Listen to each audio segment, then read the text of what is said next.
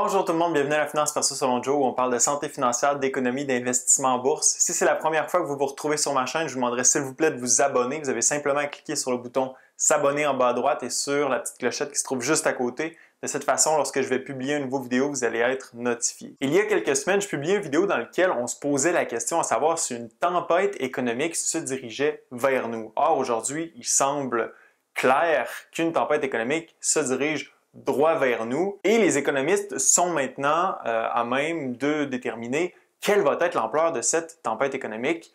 Lorsque, par exemple, une tornade se dirige vers une ville, on essaie de déterminer quelle va être la catégorie, la force, donc catégorie 1, 2, 3, 4 ou 5. Et alors, ici, il semblerait fortement que la récession va être une très bonne récession, probablement de catégorie 4 ou 5 en termes des turbulences qui sont à venir. Alors, quand je parle de catégorie 5 de crise économique ou catégorie 4, ben, on réfère à quoi? On réfère aux deux moments les plus importants en termes de crise économique, celle de 2008-2009 et celle des années 30, soit la Grande Dépression. Alors aujourd'hui, je vais vous présenter quelques chiffres qui ont été avancés par certains économistes qui ont pour but de nous donner une idée de quelle va être l'ampleur de la crise. Bien sûr, on n'aura pas les chiffres concrets avant la publication de ceux-ci, qui pour le deuxième trimestre, par exemple, ne se feront pas avant le mois de juillet. Or, des théories ont été avancées et aujourd'hui, je vous présente les chiffres et je les mets en comparaison avec ceux, par exemple, de la Grande Dépression. Donc, est-ce qu'on se dirige vers une Grande Dépression 2.0? C'est la question de cette vidéo d'aujourd'hui. On le sait, lorsqu'on parle de Grande Dépression, il y a principalement trois choses qui sont affectées. Le premier, c'est les marchés, comme on le vit aujourd'hui ou comme on l'a vécu au cours des dernières semaines, la chute des marchés. Le deuxième, c'est la chute de la production. Le PIB subit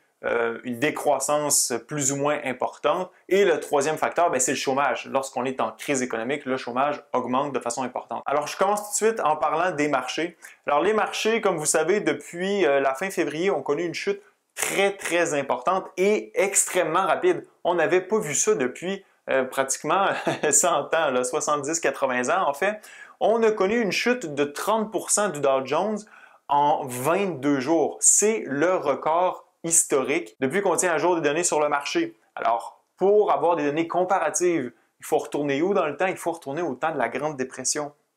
En 1934, la chute de 30% avait pris 23 jours. En 1931, elle avait pris 24 jours. Et en 1929, 31 jours. Alors, toutes ces données qui proviennent de la Grande Dépression, qui est un événement marquant dans l'histoire économique du monde, ont été battus par ce qu'on a vécu dans les dernières semaines. Donc, de ce côté-ci, c'est très significatif. La panique qu'on connaît dans les marchés.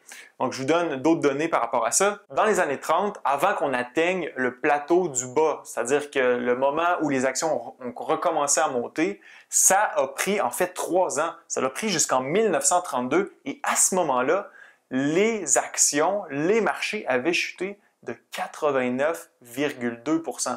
Alors, ceux qui pensent que les marchés ne pourraient pas continuer à chuter dans le contexte présent, c'est complètement faux. Alors, aujourd'hui, depuis février 2020, le Dow Jones a chuté. Aujourd'hui, on a eu le bas du Dow Jones, c'est-à-dire le niveau le plus bas qu'on a connu depuis la baisse des actions. On a connu une baisse de 38,4%. Je ne suis pas en train de dire non plus qu'on va s'en aller vers une baisse de 89%, mais par exemple, en 2008-2009, on avait atteint une baisse autour de 55-56% si je me souviens bien. Alors, les marchés pourraient continuer à descendre. Deuxième chose dont je veux vous parler, c'est les conséquences que vont avoir la crise sanitaire sur la croissance du PIB, le produit intérieur brut. Or, plusieurs firmes de Wall Street ont commencé à sortir certaines données et c'est équivoque, ça va être une chute draconienne du PIB aux États-Unis. Je vous lis quelques qualificatifs qui ont été utilisés pour caractériser la chute qui devrait avoir lieu au cours du premier et du deuxième trimestre et peut-être même s'étendre jusqu'au troisième trimestre de 2020. Goldman Sachs, pour le deuxième trimestre de 2020, a qualifié la chute potentielle d'historique avec une baisse anticipée de 24% du PIB sur une base annualisée. Crédit Suisse, méconnaissable avec une baisse de moins 12%. UBS, impossible avec une baisse de 9,5%. Deutsche Bank, sans précédent avec une baisse anticipée de moins 12,9%. Morgan Stanley est allé jusqu'à dire que la baisse pourrait être aussi élevée que 30%. Et que pour l'année 2020, si la reprise ne se fait pas au troisième trimestre de l'année, on prévoit une baisse sur l'année de 8,8% du PIB américain. Encore pire, James Bullard, qui est le président de la Fed de Saint-Louis, lui prévoit une baisse du PIB pour les 2 prochains trimestres qui vont suivre de 50%. Si on reprend la valeur de Morgan Stanley, qui est d'environ de 8,8% de baisse du PIB pour l'année 2020 aux États-Unis, pour avoir une donnée similaire à celle-là, il faut retourner à quand? À la Grande Dépression des années 30. En fait, en 1930, le PIB a chuté de 8,5%. Alors ici, j'ai omis la contraction de 1946, qui est en fait une contraction d'après-guerre, mais qui avait été assez élevée, autour de 11%. Si on fait fi de cette donnée-là, eh bien, il faut retourner en 1930 pour avoir une donnée similaire. En 2008, alors qu'on avait qualifié de cette crise de la plus importante depuis celle de la Grande Dépression des années 30, on avait eu une contraction du PIB de 2,75%. Alors, si on compare à qu'est-ce qu'on pourra avoir en 2020, c'est important et c'est de l'ampleur de la Grande Dépression finalement. Maintenant, penchons-nous sur le taux de chômage. Comme vous savez, le taux de chômage, c'est une donnée importante en temps de crise économique. Ça nous permet de déterminer quel est le nombre de gens qui ont perdu leur emploi et qui sont toujours à la recherche d'un emploi. Historiquement, le taux de chômage actuel est l'un des plus bas jamais connus aux États-Unis, mais même ici aussi au Québec et au Canada. Aux États-Unis, en février 2020, le taux de chômage se chiffrait à 3,5%. Or, l'économiste en chef des États-Unis, Stephen Blitz, prévoit que le taux de chômage aux États-Unis pourrait atteindre 10,8% dans les prochaines semaines.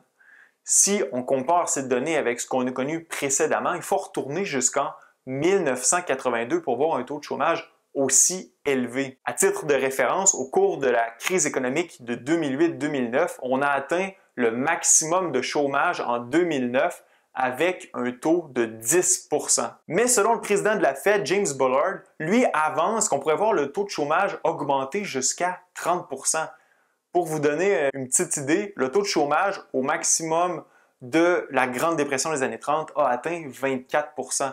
Alors, c'est vraiment des données pratiquement sans précédent compte tenu de l'ampleur de la crise économique qui s'annonce et qui est déjà commencée finalement. Alors en fonction des données que je viens de vous présenter qui ressemblent à plusieurs égards aux données qu'on a connues lors de la Grande Dépression des années 30, est-ce qu'on va avoir une Grande Dépression 2.0? La vérité, c'est que c'est fort peu probable qu'on ait quelque chose qui s'étende sur plusieurs années comme ce qu'on a connu lors de la Grande Dépression en fait, et qu'on ait des taux de chômage qui perdurent dans le temps à des niveaux historiquement élevés. Pourquoi? Parce que lors de la Grande Dépression, la Fed, la Banque centrale américaine, avait été inactive, c'est-à-dire qu'elle n'avait pris aucune mesure pour essayer de soulager l'économie, de réinjecter des liquidités dans le marché pour s'assurer que les mécanismes financiers continuent de fonctionner. Alors en quelques secondes, au cours des années 30, la chute des marchés financiers qui avait été gonflée par l'investissement sur marge a fait que plusieurs investisseurs ont fait faillite, n'ont pas pu rembourser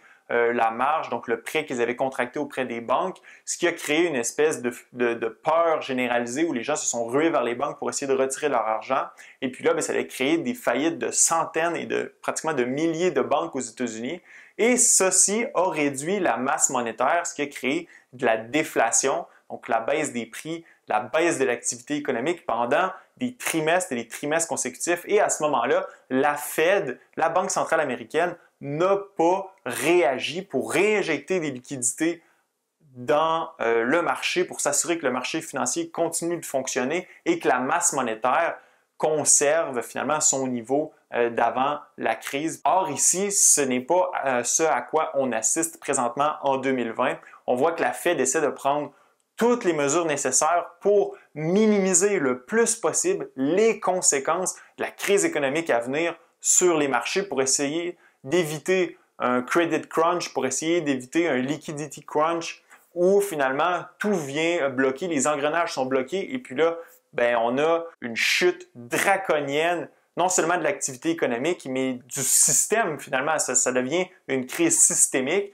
Et puis là, on a toutes sortes de mesures qui sont mises en place comme un QE illimité, on a des rachats d'obligations, on va probablement racheter les dettes des entreprises. Alors là, la Fed finalement a sorti son bazooka pour essayer de lancer le plus de liquidités possible dans le marché pour minimiser les impacts économique en raison de l'arrêt finalement, là. Donc l'économie est sur pause pendant plusieurs semaines, reste à voir c'est quand qu'on va la redémarrer. Mais on ne devrait pas avoir une grande dépression 2.0, mais on devrait avoir quelque chose d'historique, là, ça c'est certain. Évidemment, on n'a jamais vécu ça dans l'histoire économique mondiale, des mesures aussi importantes de trillions et trillions de dollars pour essayer de stimuler l'économie. Pour ce qui est des marchés, on risque de continuer à avoir des baisses dans les marchés.